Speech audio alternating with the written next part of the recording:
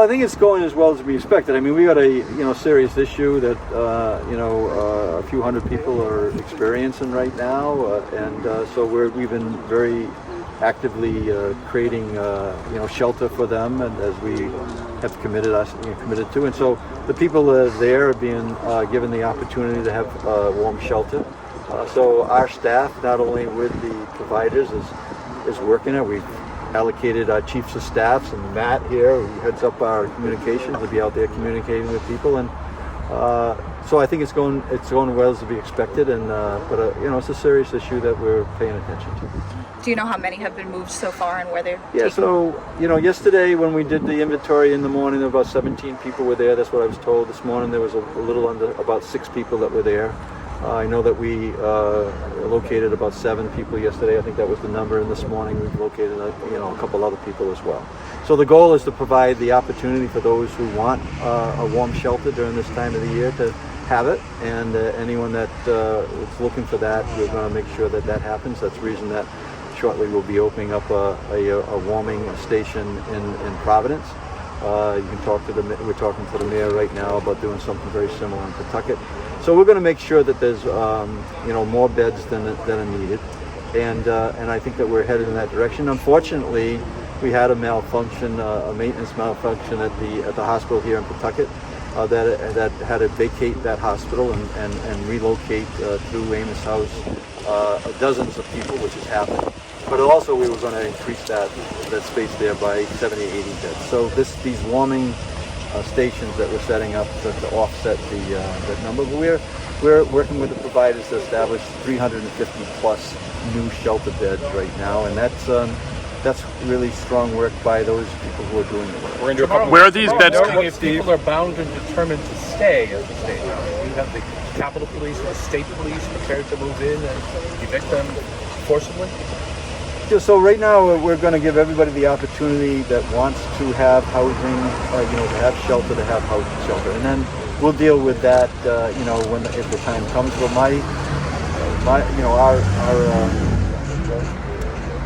our efforts are to provide that housing for each and every individual that wants it there. If you get evicted, that goes on their record. Do you think that will get in the way of them finding housing later? And is your office prepared to help with that, wiping that off their record? We're going to continue to help the people that in a position where those that want housing, shelter during this time frame, and we have other efforts that are ongoing as well. So those evictions won't be wiped from their record. It's not eviction like you're in a family housing court or something like that. It's just there won't be on the property. Some of them tell I don't know the answer to that, but we're not going to to penalize people who are homeless right now. Where are the beds coming from exactly? Because they're not being done through CES, which is the coordinated entry system, which is the way we get people beds.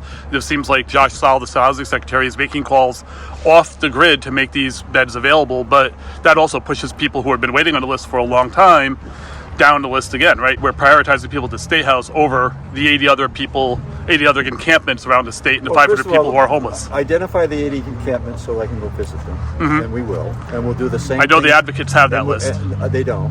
No. And so that we can't get physical locations. The 80 numbers I don't believe is accurate, but if there are 80 numbers, this misinformation is clouding the effort to actually do the work that we're trying to do. So if there's 80 encampments that let us know, and we will visit them, and we'll have the same conversation we're having with the people. Right. Are you also disputing the 500 number that Caitlin from Mary came up with yesterday when she talked about the 500 people who are living on the street unsheltered? I'm not disputing any numbers. All I can tell you is that there's not really clear data that can support the numbers. Yeah, because she said 80 plus encampments yesterday. Then call her, give us the list of where the 80 encampments are. Right. We will go there and do the same thing we're doing at the state. We're not going to 48 hours left. And what's the transportation available between these shelters and, if you will, daytime housing?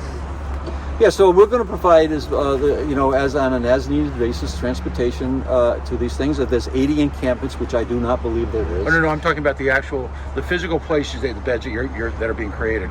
How many of them are available for daytime stay? And if not, what is the transportation between those nighttime facilities and warming centers or where people? Yeah, so that's a question for the providers, Deb. So I'll get that answer for you. But the warming